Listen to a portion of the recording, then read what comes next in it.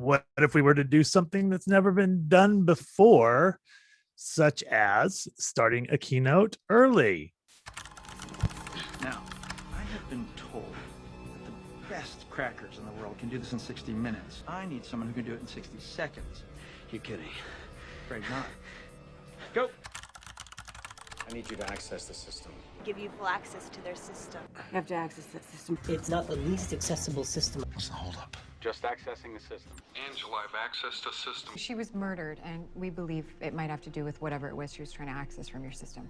I just got access to the system. How the hell did you access their system? A recent unknown intruder penetrated using a super user account, giving him access to our whole system.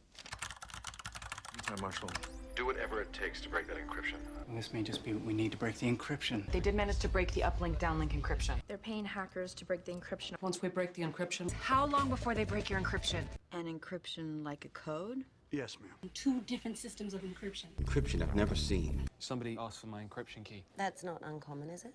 No, but then they asked for a higher level of encryption. To get root access to a Python web server, expose its SSL encryption, and then intercept all traffic over its secure port. I don't think Morse code is going to break the encryption. Your efforts to break the encryption codes will not be successful. We haven't had any luck breaking the encryption. Sir, we've made progress breaking the encryption. Within seconds of breaking Charles' encryption. But as soon as you break the encryption, you find me. Yes, sir. There's someone trying to download a file right now. Who? Carrie. Yeah, I know. Carrie Argos. No, the other Carrie, Zeps.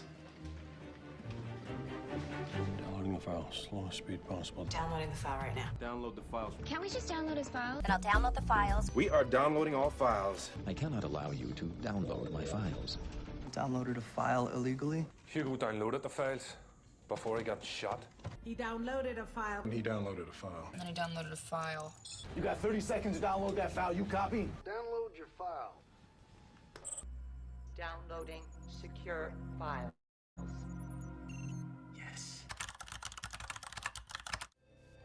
Listen, that thing has just uploaded a virus. Vigilance uploaded a virus. We've uploaded the virus. So upload the virus now.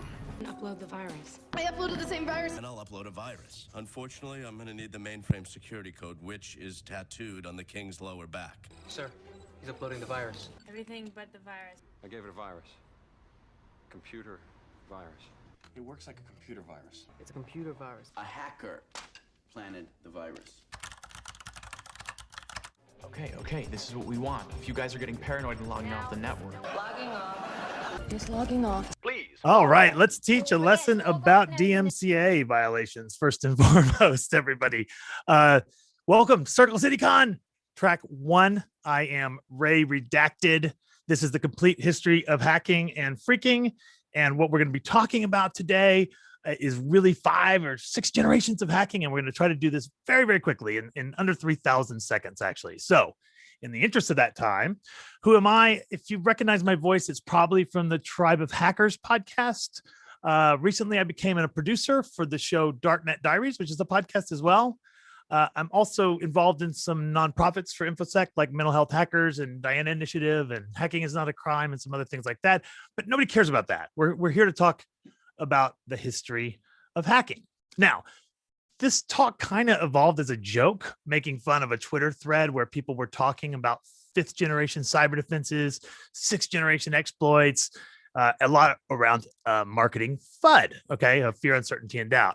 But actually, it kind of came together and became an actual story, and that is around the 5th generation. So let's start at the very, very beginning. In the very, very beginning, before any of this actually began real, we have kind of what I would call in the Star Wars thought process, kind of like think of it as the Proto-Jedi. Before the Jedi ever existed at all, it was a group of people, and believe it or not, some of them that you don't necessarily hear about in the history books, but you should, are Ada Lovelace, who was the first person that ever realized that computers could do analytics instead of just calculations, and also Alan Turing. So Alan Turing, of course, is a cryptographer inventing the logic engine. We would never have AI. We probably wouldn't even have computing as we know it today without Alan Turing, and lived a very difficult life because of persecution, but that's another day and another talk. But the term hacking actually originated, and it all started at MIT, at the Massachusetts Institute of Technology. And specifically, it was Building 26. So on this college campus, they had a building slated to be torn down.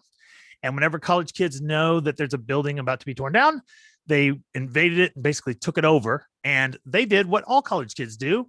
They built railroads. They built model railroads, which was really an excuse for a drinking club between graduate students and undergraduates, eventually professors, and they started hanging out there. Now, one of the things that's interesting about building model railroads is the switching. The switching of those trains can be a little bit complex. And so those students started going out after midnight and grabbing equipment to help. And the most logical place to get equipment to help was the telephone central office, where they had these big computers that could do calculations and do kind of things that were look forward ahead on the routing, just like IP packets, but this is trains, right?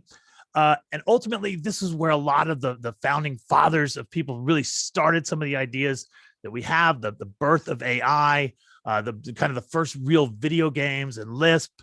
All of this was happening at MIT. But interestingly enough, there was a memo that talked about anyone working or hacking on the electrical system. Please turn it off to avoid electroshock. And we still recommend that today. But the other thing that came out of this in the term of hacking was something called code bumming. And what code bumming was if you had a 22 punch card program that you needed to run, but there's a big, huge backlog of people that wanted to run them, you could sneak yours in if you could optimize another professor's code. So if he had 300 cards and you got him down to 378, you could sneak your 22 in. And that was the concept of code bumming. And that really is kind of hacking, right? Optimizing things and taking shortcuts, coming up with new ways to think of things. They also said that it should be totally and unlimited, and that hackers should be judged by their hacking.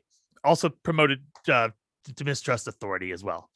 Then on October 4th, 1957, I wonder if anybody in the Discord could take a guess what happened that specific day. Maybe we'll give away a coin or something for the first person that answers that. October 4th, 1957 at 7:28 p.m., the Russians launched Sputnik.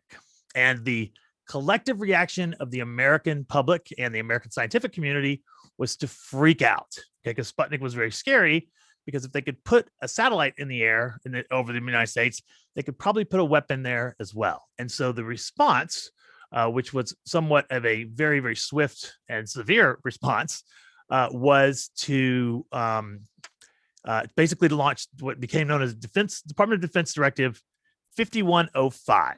And that is the creation of something called DARPA, the Defense Agency Research Projects Agency.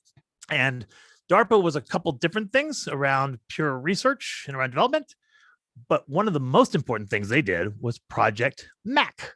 And Project Mac, depending on who you asked, maybe stood for multiple access computing, or it may have stood for machine aided cognition. Now, most importantly, what Mac did was it connected MIT with the other coast. So that actually built out what we later started calling the DARPANet, and eventually became the internet. DARPANet was pre-internet. And at this time, this first generation, it was all about curiosity and innovation. This was about pranks, right? It was really about optimization. There was no profit motive whatsoever in the first generation. So that brings us to the second generation. And the second generation is best epitomized. If you think about what happened in the second generation, it was really about taking that sense of exploration from the college campus into the world's biggest computing network at the time. And this is sort of what summarizes that. Switchboards were replaced by mechanical systems. Different noises were used to trigger the switches.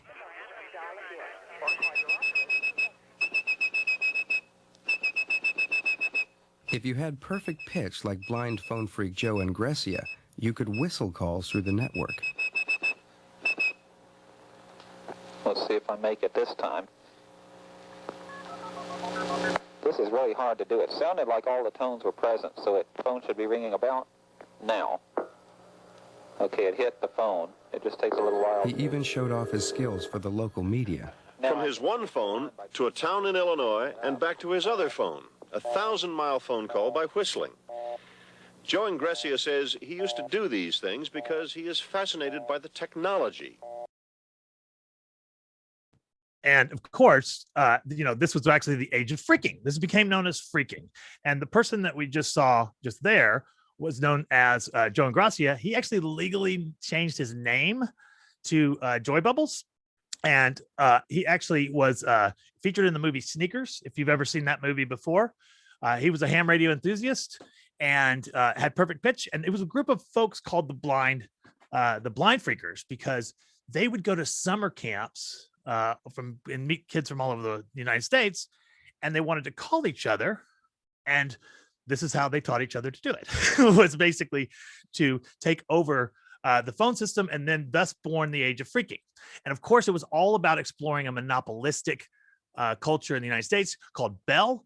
And it had a tie-in to the counterculture as well. The Yippies or the Yipples had a group of people that included someone named Al Bell and another person named Abby Hoffman. Now, Al Bell and Abby Hoffman felt like not only was it okay to rip off the phone company, not only was it okay, it was your moral duty to rip off the phone company, because the phone company was the primary financer of the Vietnam War. $1.5 billion in $71 went to Vietnam taxes. So they started publishing what we now know as a zine, okay, called Hacking Ma Bell. And in the very, very first one, they described how to bill any phone calls whatsoever to someone else's number. Basically, the first ever freaking using a calling card number. And they very helpfully said, please don't bill it to the FBI whose number is this. And they actually published that in the first one. But when most people think about freaking, they don't really think about carding. They think about the boxes, right? The boxes, all the colored boxes. So, one of the most famous ones was the Red Box, which was not the DVD rental Red Box, but the kind that you could get a Radio Shack tone generator, and you could basically build out a very specific tone at 1700 hertz, not 2600 hertz. We'll get there in a second. And that based on that, most of the payphones, I should back up because there's a lot of young people. There used to be this thing called a payphone, and it was a telephone that was for public use that people could put coins in. Okay. And when those coins dropped, it generated a tone to the operator of the phone company, and you could mimic those tones and make them think that you would actually put in a bunch of coins. So with a Red Box, depending on how it's configured, you might play a whole bunch of these tones, and then you could make it sound like coins were dropping. And in some cases, you could get, a refund for coins you never put in, but more importantly, you could make phone calls. And this is actually what would happen and how it would sound. So for the one that everyone cared about the most was the 5 bursts tones of 33 on, 33 off, because those were quarters, right? Nobody wanted nickels. And this is what it would sound like when you did it. So I don't recommend playing that into payphones these days, at least not anywhere that you don't want to be arrested. But certainly this is the way that actually happened. So, but the Red Box isn't the most famous one. The Black Box isn't either.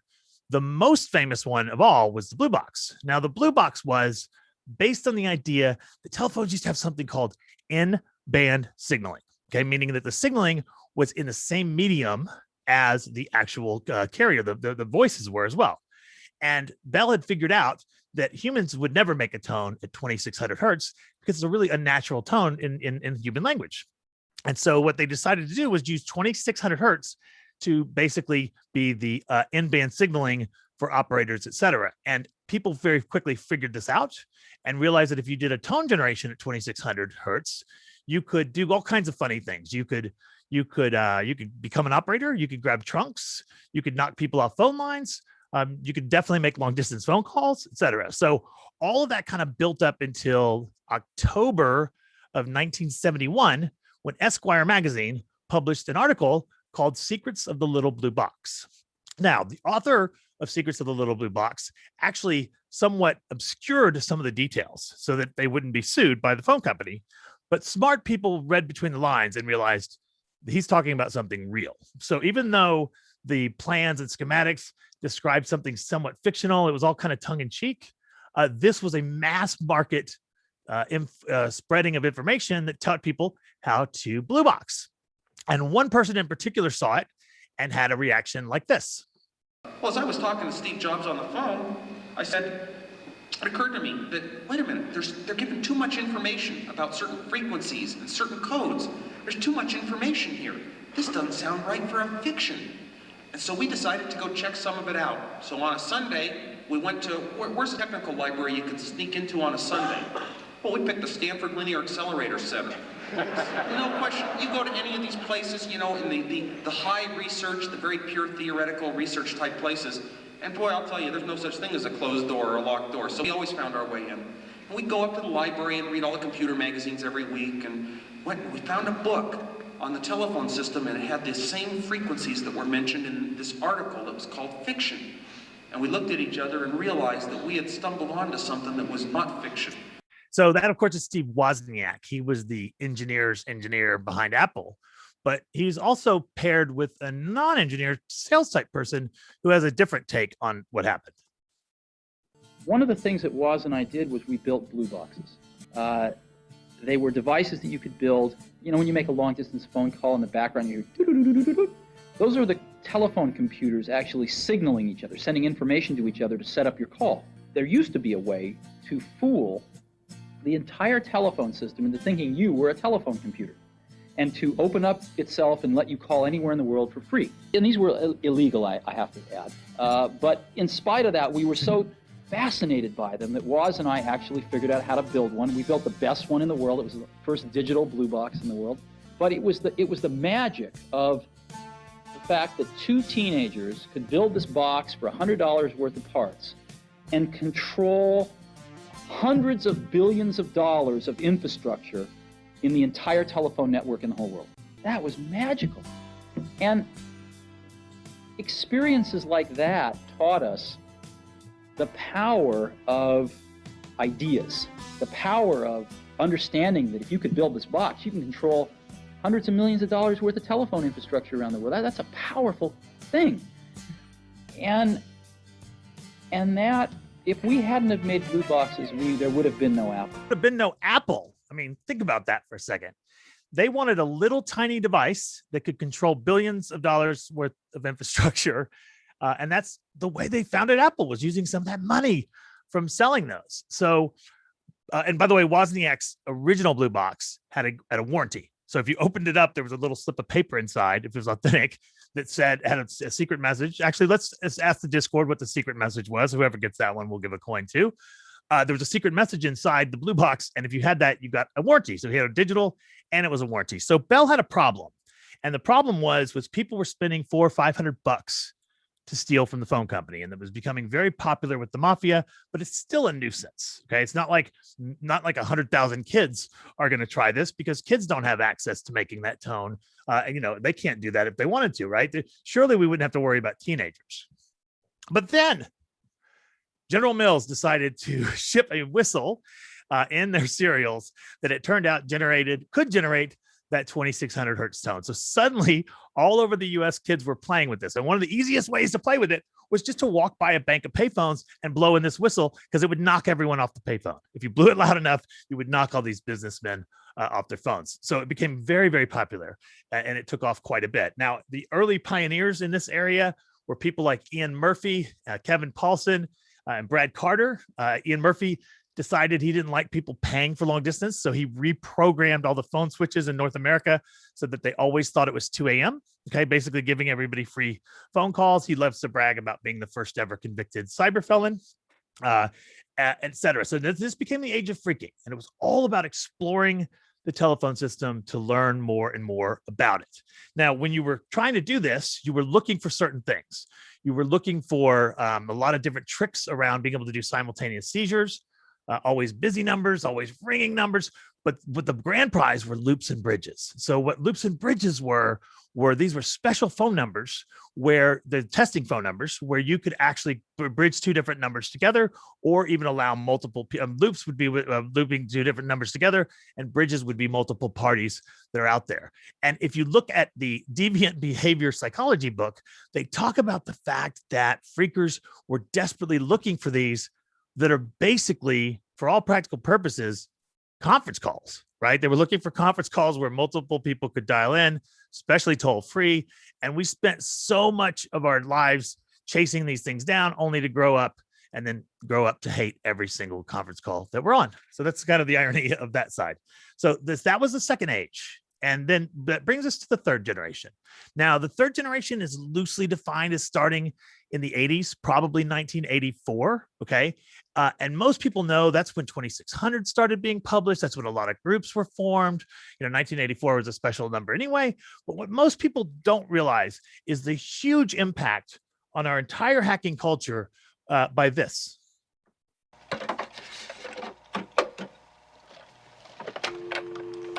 What are you doing? Dialing into the school's computer.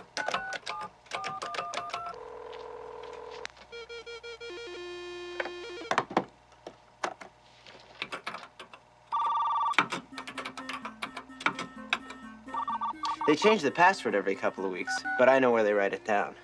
And a promising student Hi. at an old game Hi. with an electronic twist. Are those your grades? Yeah. I don't think that I deserved an F. Do you? You can go to jail for that. Only if you're over 18. This computer company is coming out with these amazing new games in a couple of months. And I want to play those games. Wow. What? We got something. He found the right code word to play the game, We're in. but it was the wrong computer.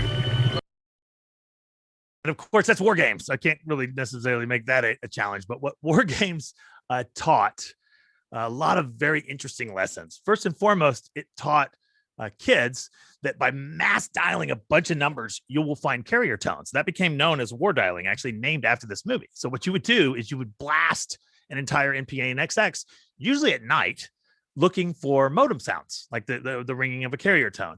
And you might go to bed and dial 1,000, preferably not in order. And when you woke up in the morning, you might have 3 or 4 carrier tones to explore. Now, never mind the fact that you probably woke up 997 people. There wasn't really caller ID back then, so it wasn't quite nearly the problem that it would be later. But it also showed payphone freaking. Wersing, he was looking for a game, a software. That's why he was kind of exploring that side. But I don't know if everybody caught this, but one of the biggest messages there was, hey, kids, you won't go to jail. You're under 18, right? And that had a big lesson for a lot of teenagers. But for teenage boys in particular, the biggest lesson of all was that hacking could get you laid. So what that actually meant was we had an explosion of interest in bulletin board systems. There's a whole group of people, an entire subculture that kind of rose up around that and a lot of different things. And by the way, Ronald Reagan watched that movie and freaked out and called everyone together and said, hey, I need you to tell me how real this is. Could they really take over our nuclear weapons? And says, this is what happened. Has anybody seen this movie, War Games? Nobody'd seen it. It just came out. He goes into this enormous plot description. People are looking around, wondering where this is going. Then he turns to the chairman of the Joint Chiefs of Staff, General John Vesey, and says, General, could something like this really happen? Could someone just break into our most secure computers? And the general says, I'll look into that, Mr. President. He comes back a week later and says, Mr. President, the problem is much worse than you think.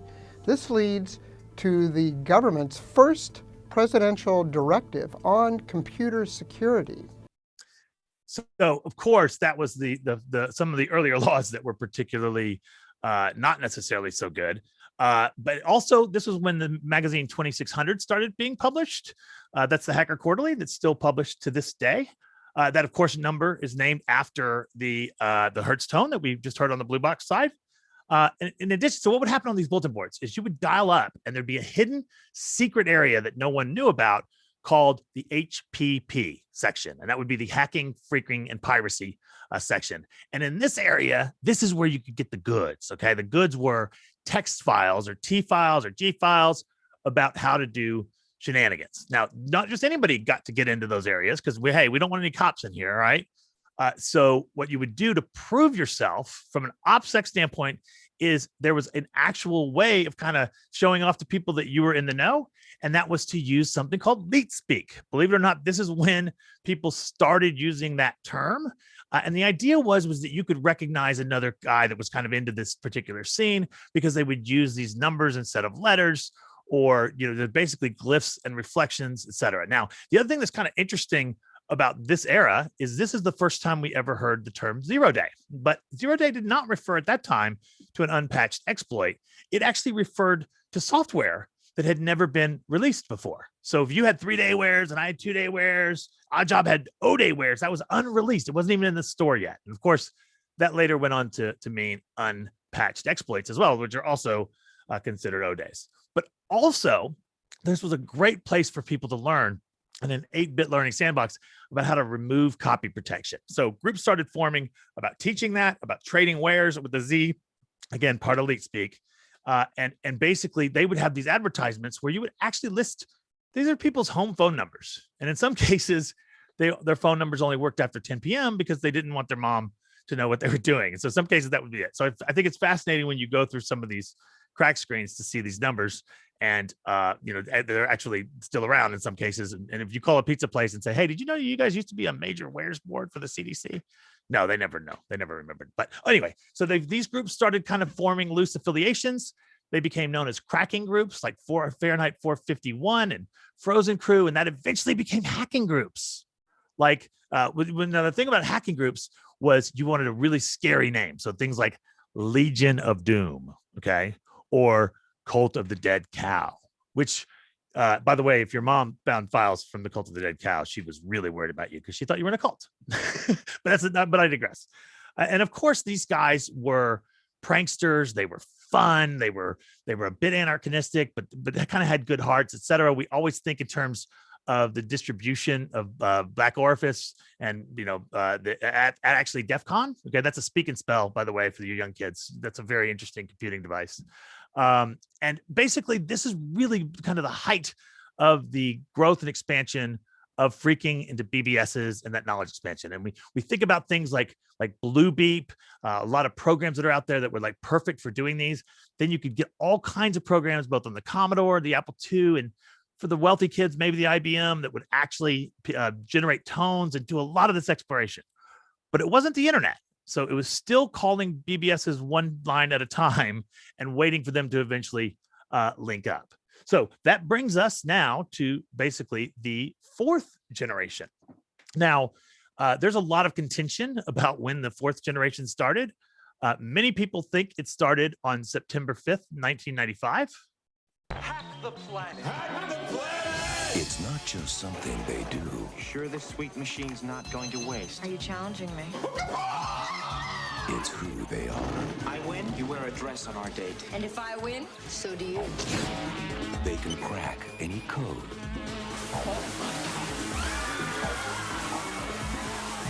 And get inside any system. Hello? Mr. Gill, according to our records, you're dead. What? But this time... Come here, look at this. It's some kind of virus. Unless $5 million is transferred to the following account, I will capsize 5 oil tankers. They just hacked the wrong guy. Game's over. Whoever wrote this needs somebody to take the fall. He's about to commit the perfect computer crime. You've created a virus that's gonna cause a worldwide disaster? And they're about to take the blame. A hacker planted the virus. But it's the perfect cover. We're being framed. Can we be allies? I don't play well with others. Oh, wow, we are fried. Okay, let's nail it. Now, You're not good enough to beat me. Yeah, maybe I'm not, but we are. they're the only ones who can prevent a catastrophe. I know how to stop this guy. They'll trace you like that. Are you nuts? Come at me! Unlike any the world has ever seen. Never send a boy to do a woman's job. Hackers of the world unite. Cops on the building. I need more time. This is the end, my friend. United Artists welcomes you to the new world.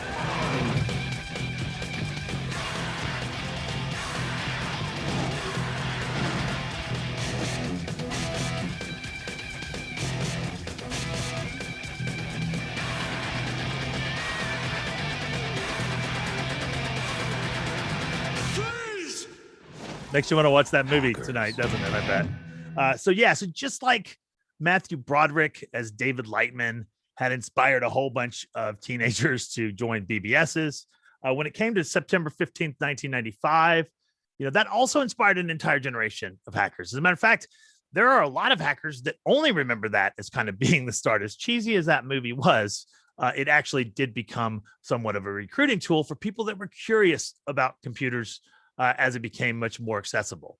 But I actually think that this generation really started a different day. I think it actually probably started on May 19th, 1998.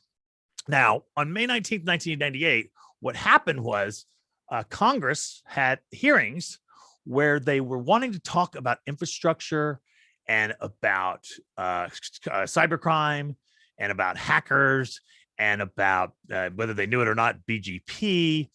And so they called together a group of experts from Loft Heavy Industries, which was a group of folks that were in Boston. There was a collective for hardware hacking and software hacking. And they'd had a BBS, and they had websites, and they had text files. And so they called this group of people together to actually ask them some questions. Now, Loft Heavy Industries was a brain trust. I mean, we were talking about the IQ points per capita being just off the charts. And they did a lot of different exploration, but they had recently said that they could take the entire internet down. So whether we like it or not, this hearing wouldn't have happened if someone hadn't made the statement, any one of us can take the entire internet down in under 30 minutes. Now, that got a lot of people's attention. And I can't recommend enough, if you've never watched the whole thing, that you've got to watch this entire testimony. It's on YouTube, and we'll link it in the Discord, etc. But here's just a quick synopsis, and just very, very briefly, some of the highlights from that testimony.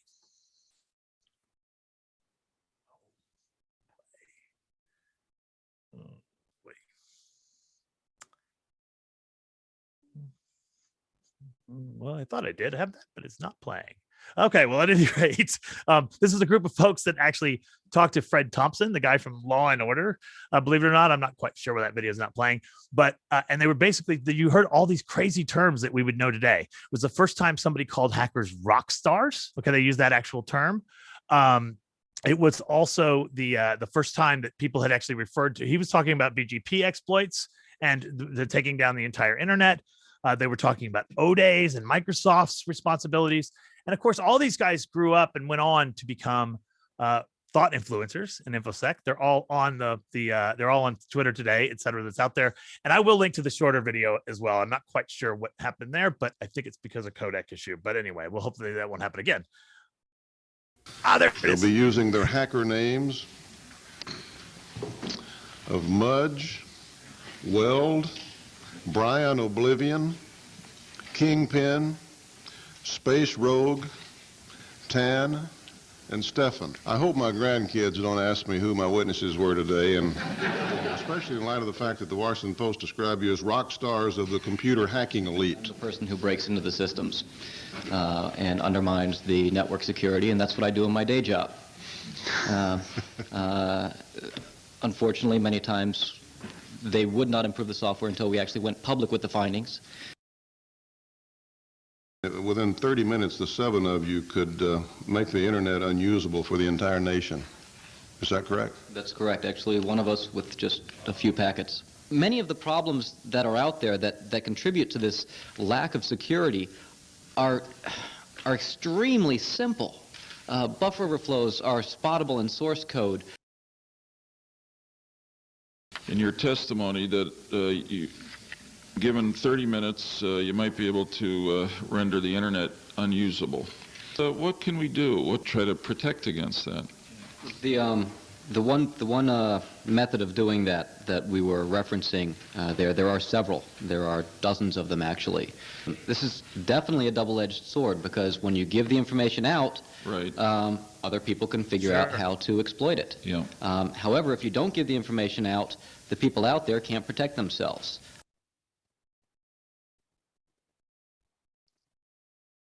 The first time some big company has been compromised because of this, that it may fix itself. Indeed, the problem did not fix itself ever, as we just saw recently in Colonial Pipeline, et cetera. This time frame also started to see a little bit of malicious behaviors as well. The emergence of something called doxing, which was basically that if you wanted to destroy someone's online persona, you would publish details about like what middle school or high school they went to and who their parents were and their teachers were. Basically dropping PII before we even knew that term was meant as a punishment for folks. And unfortunately, doxing is still around. We saw the emergence of carding because of text files that basically taught people how to generate their own credit cards using a very simple algorithm. It was also the emergence of the first denial of service attacks. But the biggest thing ever in this era that really affects our lives every single day today was the emergence of the combination of social engineering and technical abilities called phishing. And it really started on America Online. So again, America Online was an online service that you used to have to pay by the hour for, okay? And people generated programs to spoof being administrators and just asking people for their credit cards. So you could use a little script that would simply ask people your logins and passwords, and it was extremely effective. Okay, you would get about a 10% return using AOL to phish for credentials, which is pretty close to what it is today. Is if you simply ask people for logins and passwords, it's a lot easier than burning O-days. And phishing continues to be, the number one way that networks are penetrated across the board. Is almost 90% every single year. So we also started to see, the arrival of hacktivism, intellectual property theft. It was kind of the death of the privacy concept, as well as the age of the breach. But all this was driven by the profit motive. So these criminal gangs started realizing that they could actually make money, and that really drove and underdrove the entire fourth generation. Now, the fifth generation emerged, and it kind of overlaps with the fourth. You could argue that we're still in that fourth generation because of the profit motive. But the fifth generation is summarized best by saying, that the Cold War ended, but the cyber war began. And actually, the cyber war kind of begun before the Cold War ended. But really, when you think about key dates, 2011 is probably the one that people believe this is when this really started. And what happened in 2011 was that the United States and Israel launched the world's most advanced cyber weapon pointed at Iran, designed to knock off 3 nuclear power facilities using a very advanced polymorphic worm that went with one intent, and that was to destroy someone else's facilities. This was the first time a peaceful nation had ever attacked another peaceful nation without ever actually saying, this is an attack, because it was stealthy. And it had a lot of massive innovations in it. The code could change itself if it was detected. It was multi-platform. It could hop what we called the air gap. At the time, everyone thought you couldn't have code that could jump air gaps, but it used USB sticks to do that. And it was very, very specifically targeted at one particular area. Now, the problem with this, and this became known as Stuxnet, primarily because of the first 5 or 6 bytes of it was an anagram at the beginning. It became known as Stuxnet, and it got out and it spread. And it didn't destroy things all over the world, but it taught people a lot of things about how to build these. There's lots and lots and lots of secrets around this. It contains several O-days, and this is how it was covered at the time. Last year, a computer virus called Stuxnet was discovered lurking in the databanks of power plants, traffic control systems, and factories around the world. 20 times more complex than any previous virus code, it had an array of capabilities. Among them, the ability to turn up the pressure inside nuclear reactors or switch off oil pipelines, and Stuxnet could tell the system operators everything was normal. Unlike most viruses, Stuxnet doesn't carry the usual forged security clearance that helps viruses burrow into systems.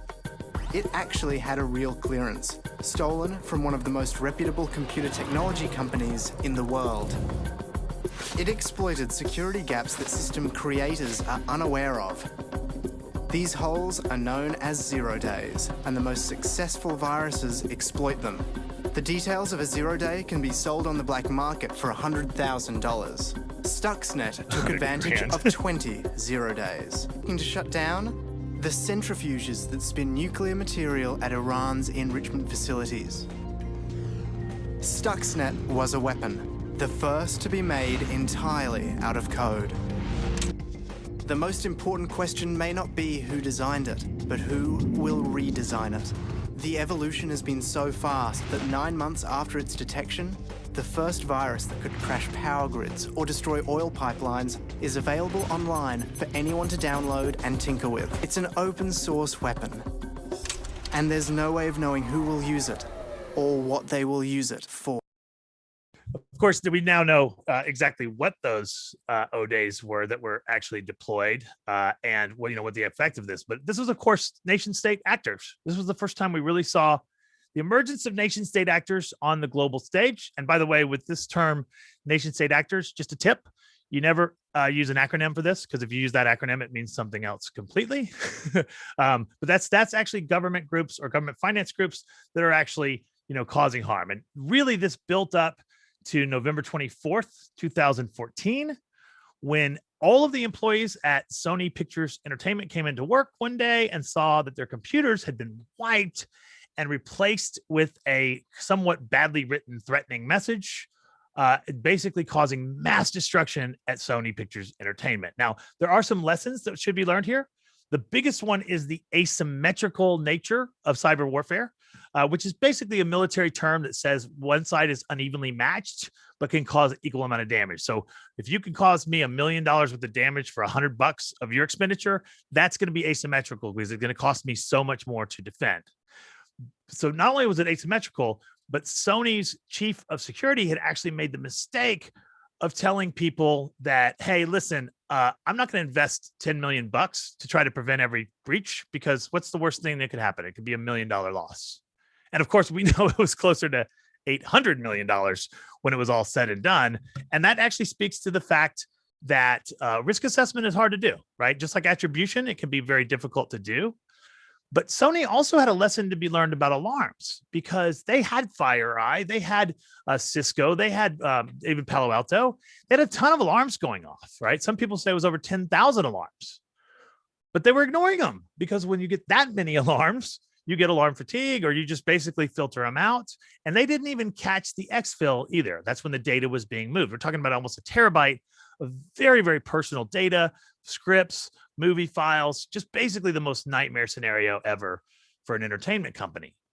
But the nightmare continued because they also suffered reputational damage. It turned out that all the Sony employees kept all of their email in unencrypted PST files. That was their method of keeping records. And so the emails started being leaked, and these were extremely destructive to people's personalities. It really highlighted the pay gap between men and women in Hollywood. There was a lot of intolerance that was expressed in there. This is one of the ones that's like a 2 a.m. email that maybe you wouldn't necessarily want the world to see, actually costing their CEO her job ultimately at the end of the day because of that reputational damage. In addition, Sony also taught us that the hackers left behind a file called bonus.rar that listed all of the passwords on the network, and their passwords were horrible. 17 people had used Sony 123. There was a lot of people that had password Sony and Sony password. And ultimately, at the end of the day, even though they were audited, even though past the audit process, they were using very, very easy to guess passwords. Now, the whole world was watching this. President Obama talked about it. It was all over the news. Everyone knew that we needed to strengthen up our cybersecurity. So the question is did anyone learn? Well, we don't have to wonder, because this guy did a little bit of research, and this is what he found 2 weeks after the Sony breach. Today, we sent a camera out on a Hollywood Boulevard to help people by asking them to tell us their password. And this is how that went. We're talking about cybersecurity today and how safe people's passwords are. What is one of your online passwords currently? It is my dog's name and the year I graduated from high school. Oh, what kind of dog do you have? I have a Chihuahua Papillon. And what's its name? Jameson. Jameson. And where'd you go to school? I went to school back in Greensburg, Pennsylvania. What school? Hempfield Area Senior High School. Oh, when did you graduate? In 2009. Oh, great. It's like my cat's name and then just like a random number. Okay. Have you had this cat for a while? Yeah, she's my childhood pet. Aw. And what's her name? Her name is Jolie. Jolie. Mm-hmm. So like a password of yours would be Jolie and then a number. Yeah. Like number 1? Like my birthday. Oh, when is your birthday? June 12th. Oh, nice. And what year were you born? 95.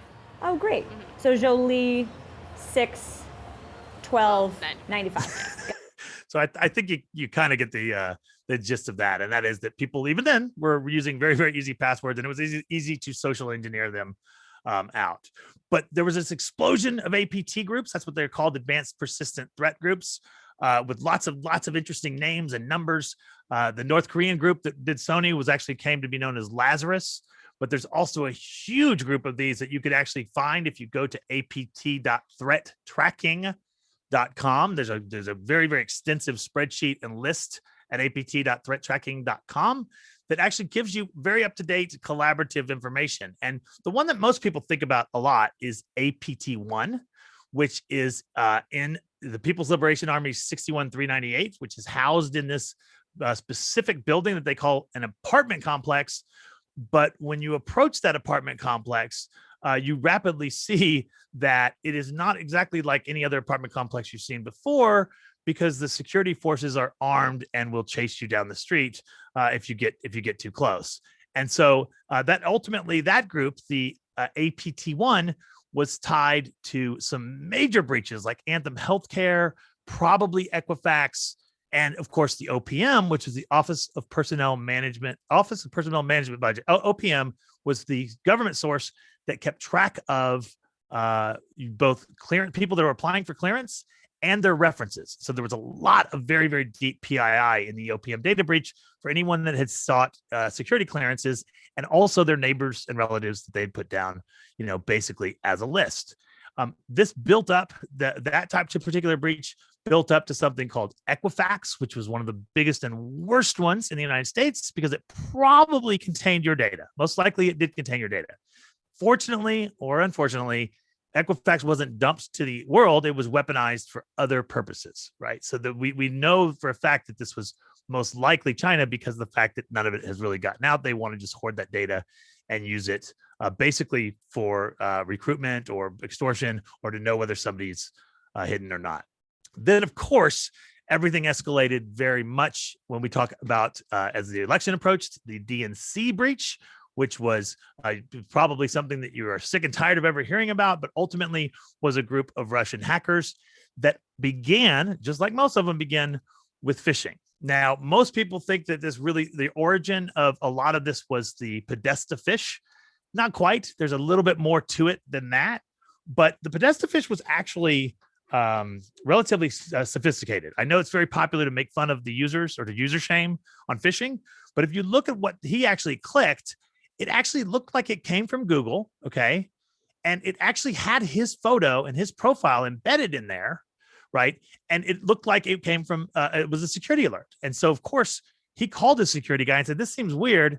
And the security guy said, yeah, click and reset your password right now. But what he didn't tell him was, don't click the link they gave you. go to the main Google page and reset it from there. And so we mostly know the rest of the story around the DNC side because of the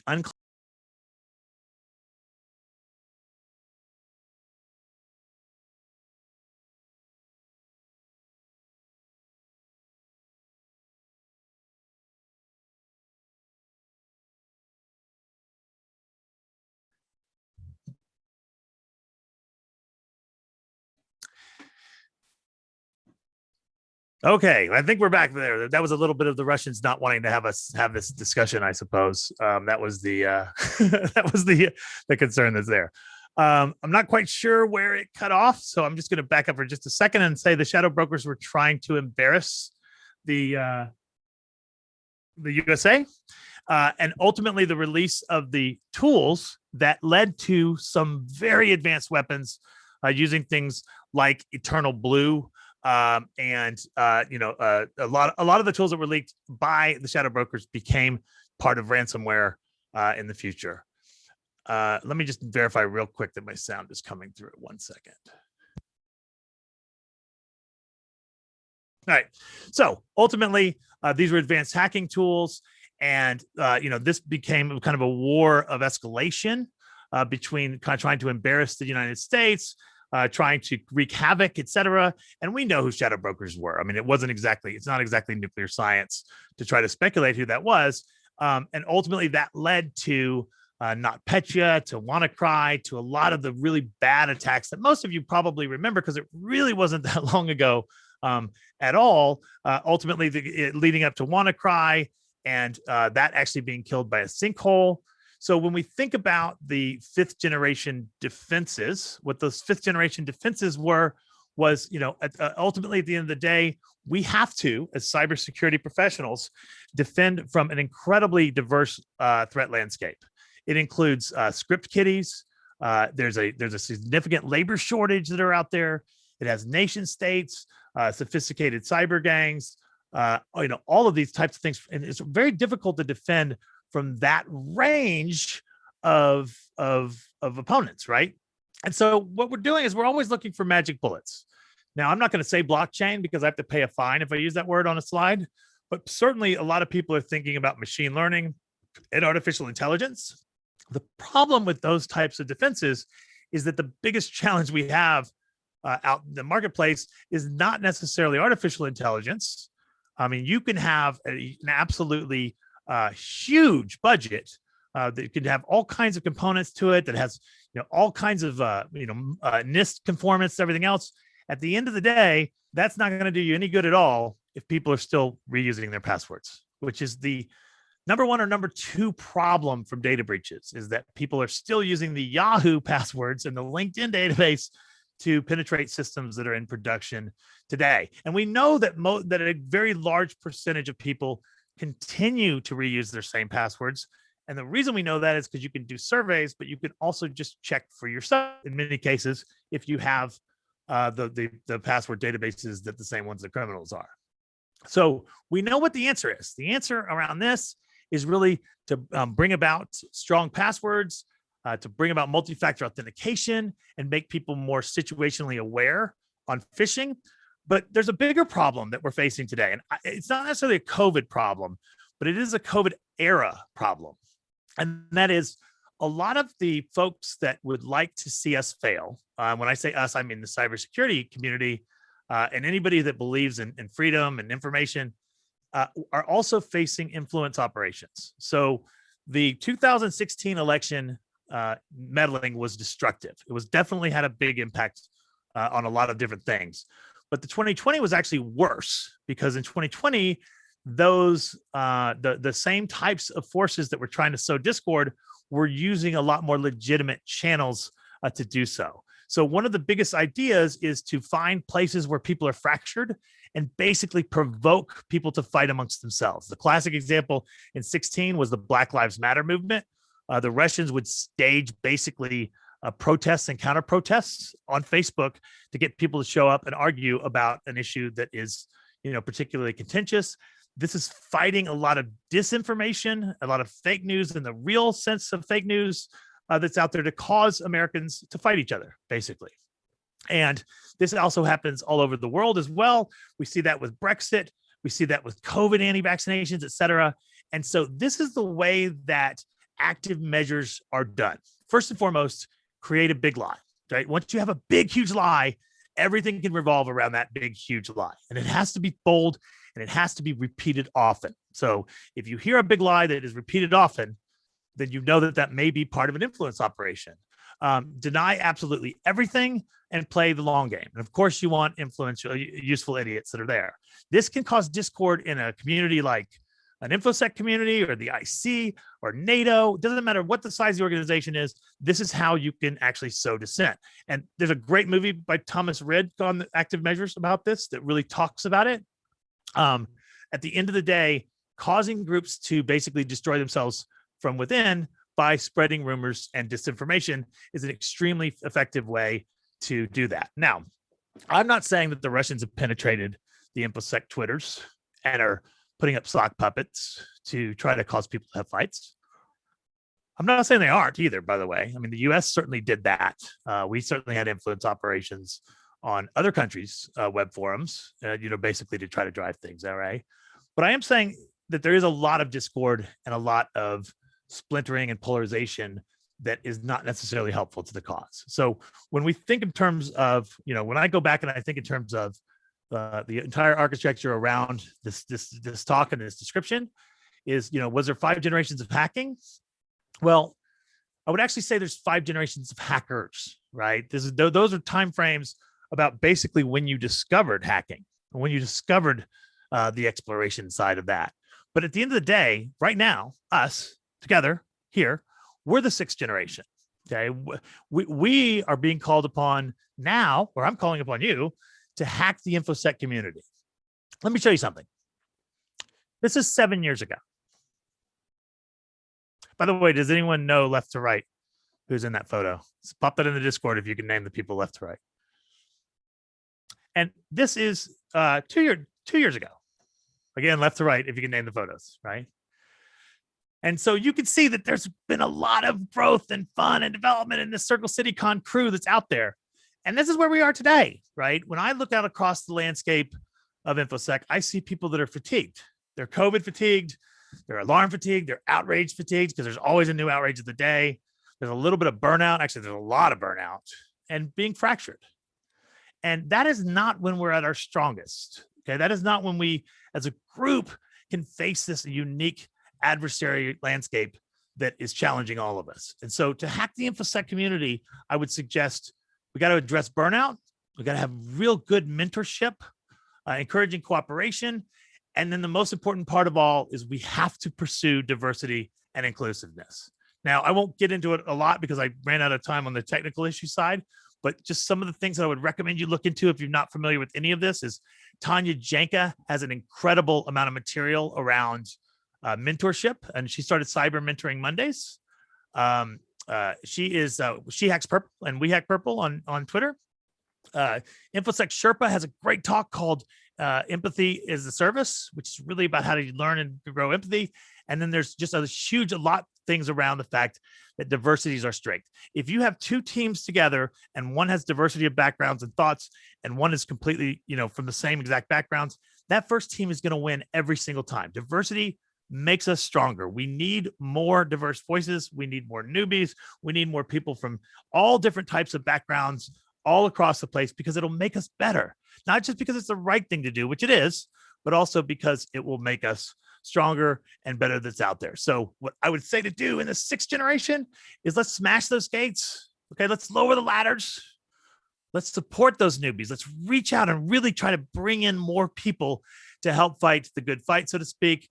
And let's destroy bigotry out there. Just don't put up with it at all. That ultimately will be increasing diversity and inclusion. And this is how we're going to be able to address those issues that we go forward in the post-COVID era of the 6th generation. Now, are you up for it? Are you? Baby Yoda is. And most importantly, the senior Yoda is as well. Thank you very much for putting up with me for this time frame. I apologize for the technical issues. I will actually be joining CircleCityCon live for an interview, and I'll be in the Discord to answer any questions as well. So thank you very much. I appreciate your time, and I'll see you guys soon.